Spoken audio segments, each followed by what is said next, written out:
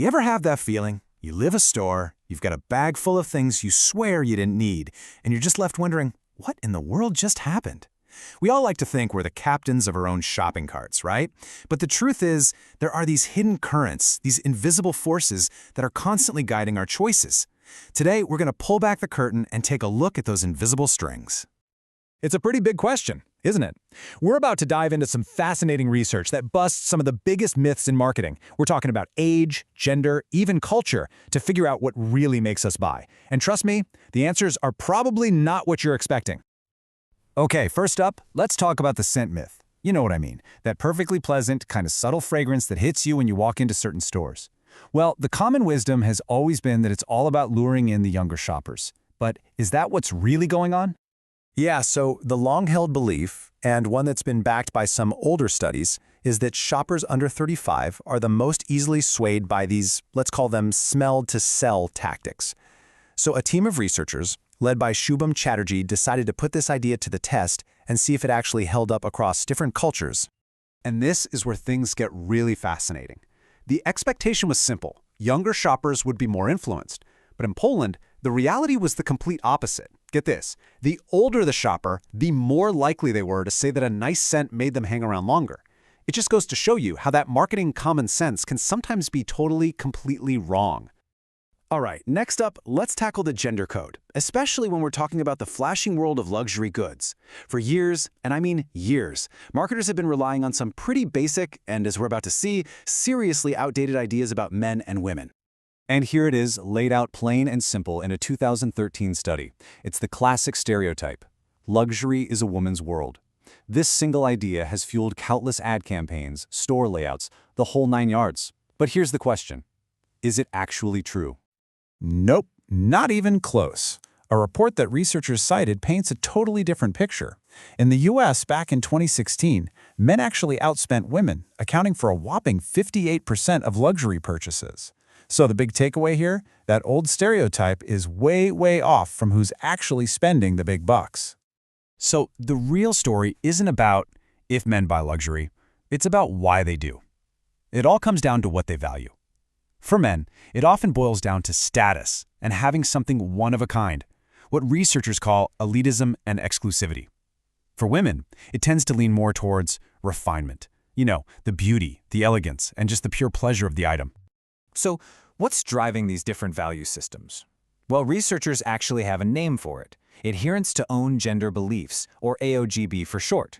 And this has absolutely nothing to do with biology. It's all about the social scripts that we learn and internalize about what it means to be a man or a woman in our society. This model from the study really helps break it down. It shows that our gender identity influences how much we buy into those societal gender roles, and that is what really shapes what we value in luxury goods. So you see, it's not a straight line from biology to your shopping cart. Our social conditioning is the real game changer here. So let's just quickly walk through that. Step 1, society kind of sets the rules for gender. Step 2, we soak up those rules, consciously or not. And step 3, those rules become the lens through which we look at products when we shop. So it's our social identity, not our biology, that's acting like a silent co-pilot on our shopping trips. All right, for the final piece of this puzzle, let's zoom out and talk about culture. For decades, marketers have just loved this simple East versus West divide. But in the super connected world we live in today, does that old map even make sense anymore? To test this, that same research team applied their model of luxury values across 4 really different countries. You've got France and the US representing the West, and the UAE and China repping the East. They went out and surveyed frequent luxury buyers in each place to see if their values actually fit into those neat little cultural boxes. So, just as a quick reminder of the 4 values we're looking at here. Elitism is all about status. Exclusivity is about being unique, one of a kind. Refinement is that beauty and pleasure factor, and heritage is all about quality and history. Got it? Good. Now let's see the results.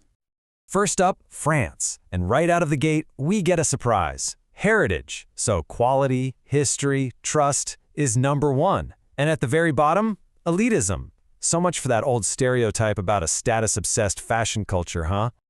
Okay, now let's hop over to the US. What's kind of interesting here is that Americans seem to value everything pretty highly, but look at elitism. It's way more important here than in France.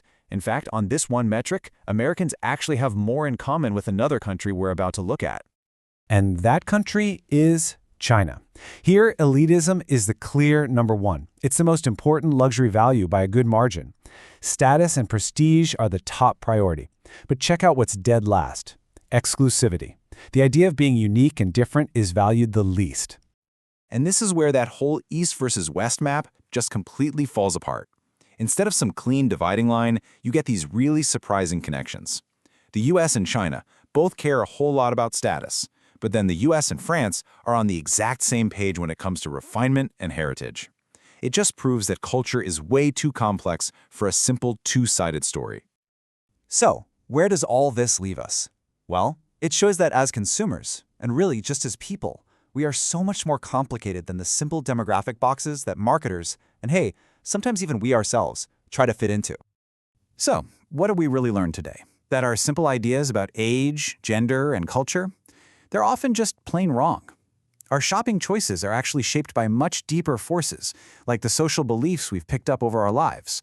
And at the end of the day, the why behind what we buy is so much more telling than any simple label like who we are. So the next time you're out shopping and you catch that perfectly engineered scent, or you see an ad that's leaning hard on some old gender stereotype, you'll know what's really going on beneath the surface. The only question left is, now that you can see these hidden triggers, will it change a thing?